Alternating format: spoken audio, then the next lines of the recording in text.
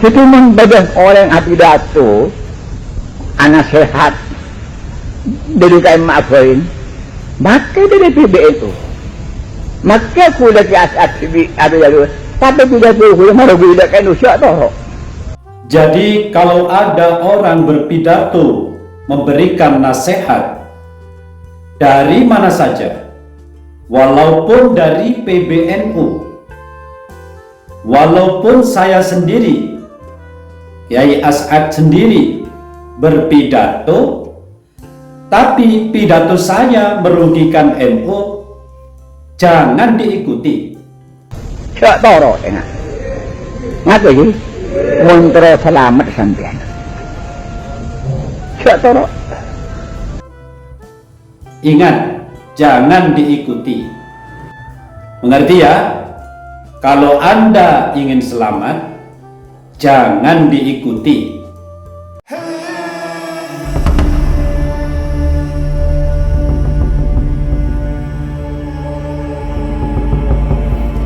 Assalamualaikum warahmatullahi wabarakatuh. A'udzu billahi minasy syaithanir rajim. Bismillahirrahmanirrahim. Alhamdulillah.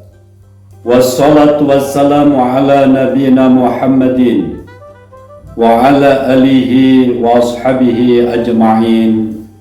Amma ba'du. Sahabat muslim dimanapun berada, kita ikuti video dari Kiai Haji As'ad Syamsul Arifin berikut ini. Itu membagian orang yang pidato.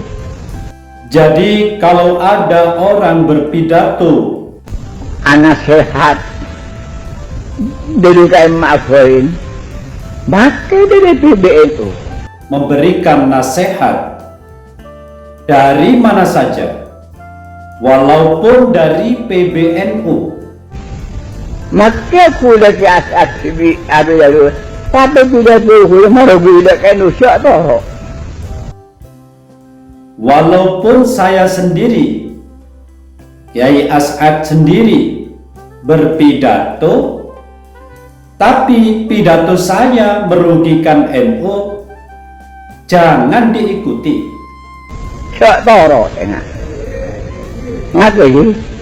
Montre selamat sampean. Cak toro. Ingat, jangan diikuti. Mengerti ya? Kalau Anda ingin selamat, jangan diikuti. Kuda sekalian, tapi salah lopot. Perang tidak dukun kan. Merugi NU. Tak usah sampean pamitan. Waktu saya toro mas. Saya sendiri, tapi salah dan melenceng, jelas pidato saya merugikan NU, tidak usah pamitan. Pokok jangan diikuti. Ya sudah. Sahabat muslim dimanapun berada, itulah arti dari pidato Kiai Haji As'ad Syamsul Arifin, yang mana beliau satu-satunya tokoh utama pendiri NU sebagai wasilah berdirinya Nahdlatul Ulama, yang masih bisa kita akses pidato beliau di internet. Beliau menyampaikan pidato yang barusan itu, yang intinya siapapun yang berpidato memberikan fatwa, baik dari pengurus PBNU, misalnya Ketua Umum PBNU, Rois PBNU, atau Mustasyar dari PBNU, ataupun ulama-ulama yang lain, tapi melenceng atau merugikan NU, jangan diikuti. Nah, di sini kita bisa mengambil kesimpulan. Jadi di setiap perkataan siapapun yang merugikan NU, kita tidak wajib mengikutinya walaupun itu dari unsur pengurus PBNU. Sahabat muslim dimanapun berada, kalau kita mengaitkan permasalahan yang terjadi saat ini, yaitu tentang permasalahan nasab habaib, yang mana hari ini pada tanggal 16 September tahun 2024 terus meruncing, terus memanas. Namun kita tidak akan pernah lupa bahwa dari PBNU, sebagian pengurus PBNU, kami tidak perlu menyebut namanya, bahwa sebagian dari pengurus Rois ini mendukung Ba'alwi Habaib di Indonesia masih tetap tersambung kepada Rasulullah SAW. Kalau pidato dari seorang pengurus PBNU semacam ini atau arahannya mengarahkan kita untuk tetap mengatakan atau mempercayai habaib ini memang keturunan Rasulullah, tapi tidak ada dalil, tidak ada hujah yang menunjukkan atau antitesis dari Kiai Haji Imaduddin Utsman Al-Bantani, menurut saya tidak perlu diikuti. Itu akan merugikan NU menurut saya. Karena apa? Tesis Kiai Haji Imaduddin Utsman ini sudah berdasarkan kajian ilmiah dan rasional, masuk akal. Makanya setiap orang yang berfatwa siapapun tapi tidak menjawab tesis Kiai Haji Imaduddin Utsman Al-Bantani terkait permasalahan nasab, menurut saya tidak perlu diikuti. Walaupun itu dari PBNU atau ulama yang lain. Ada ulama yang lain, ulama sepuh, tidak perlu kami menyampaikan atau menyebutkan namanya, yang mengatakan siapapun yang datang kepada saya mengaku sebagai keturunan Nabi, maka saya akan menghormati. Artinya menerima.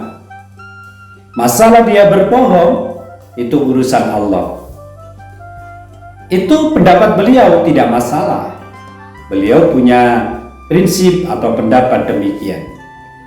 Tapi di dalam permasalahan habaib, karena sudah ada hujah, petunjuk dari tesis Kiai Haji Imaduddin Utsman Al-Bantani, menurut saya wajib kita mengatakan habaib ini sebagai keturunan Nabi, harus ada antitesis, harus menjawab dulu dari tesis Kiai Haji Imaduddin Utsman, yang mana tesis beliau mengatakan tidak ada kitab sezaman. Maksudnya diantaranya adalah Ubaidillah, kakek dari Ba'alwi atau habaib di Indonesia ini,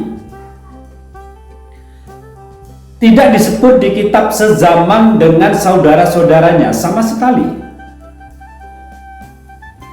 Kitab eksternal Ba'alwi ini menyebutkan anak dari Ahmad bin Isa itu ada 3, yaitu Muhammad, Ali, dan Husain. Sedangkan nama Ubaidillah di kitab sezaman mulai dari abad ke-4 sampai abad ke-9 ini tidak disebut sama sekali. Entah itu sendiri, misalnya ada satu kitab di abad 8 mengatakan bahwa Ubaidillah atau Abdullah ini putra dari Ahmad bin Isa. Walaupun itu disebut satu, menyebutkan demikian, itu tidak ditemukan. Ya tentunya ini memang dipertanyakan kan, kenapa yang satu ini tidak sebut? Inilah yang harus dijawab. Kalau memang ada manuskrip, tidak disebut di kitab sezaman dengan saudara-saudaranya, itu tidak disebut karena waktu itu dia masih kemana atau kemana gitu. Jadi harus ada alasan dari pertanyaan yang diajukan tesis Kiai Haji Imaduddin Utsman Al-Bantani. Kenapa Abdullah atau Ubaidillah ini tidak ada catatan sejarah di sejarah sezaman dengan anak Ahmad bin Isa yang lain? Ya logika akal sehat perlu dipertanyakan.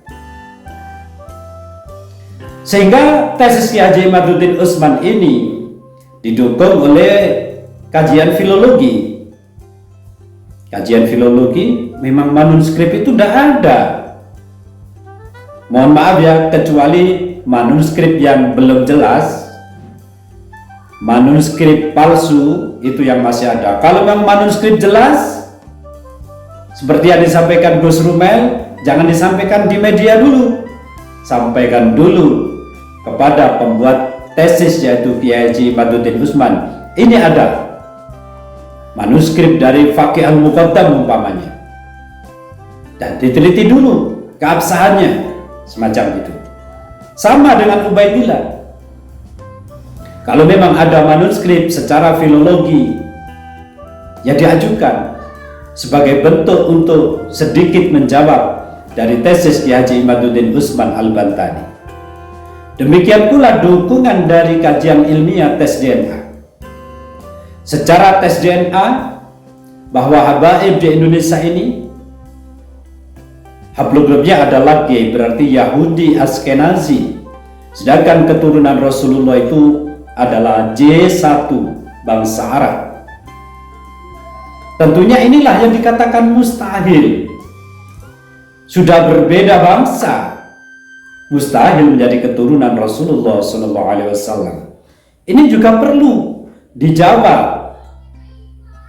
Nah, kalau ini tidak dijawab, lantas memberikan statement, memberikan pendapat bahwa habaib ini sudah sah keturunan Rasulullah, tentu tidak wajib kita mengikuti. Bahkan bagi yang memahami tesis Ki Haji Imaduddin Utsman Al-Bantani, haram di dalam hatinya menyatakan atau mempercayai habaib Alwi di Indonesia ini sebagai keturunan Rasulullah SAW.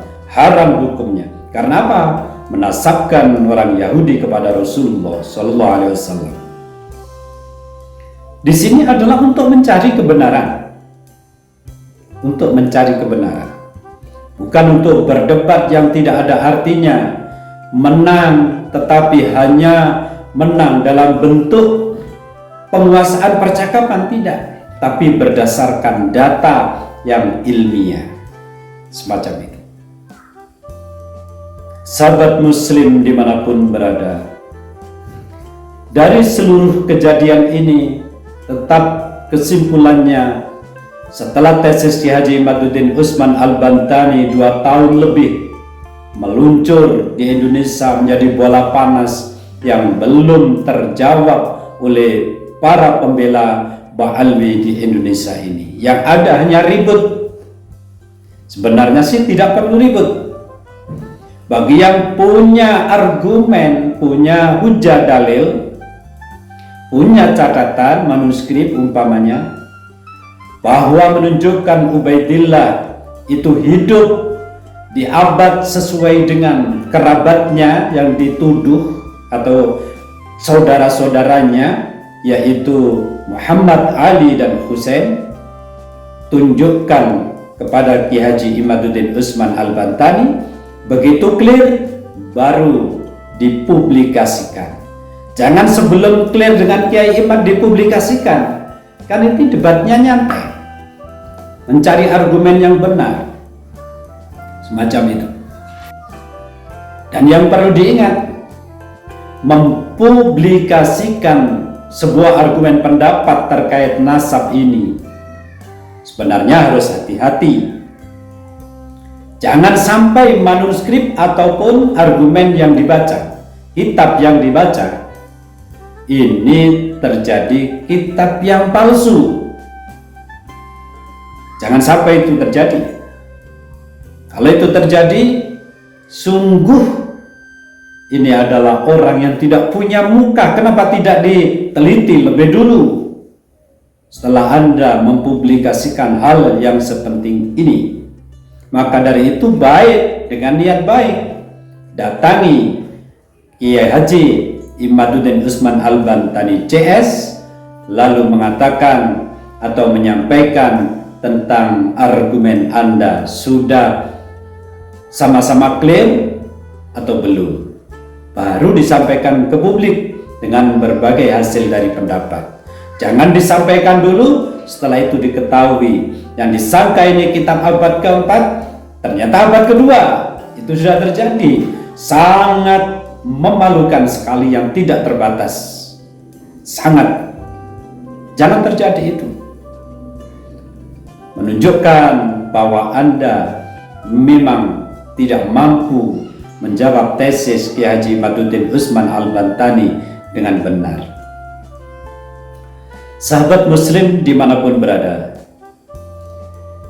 tetap kita simpulkan sampai hari ini bahwa tesis Ki Haji Imaduddin Usman Al-Bantani ini masih benar adanya, bahwa habaib Ma'alwi terutama yang ada di Indonesia memang bukan keturunan Rasulullah SAW.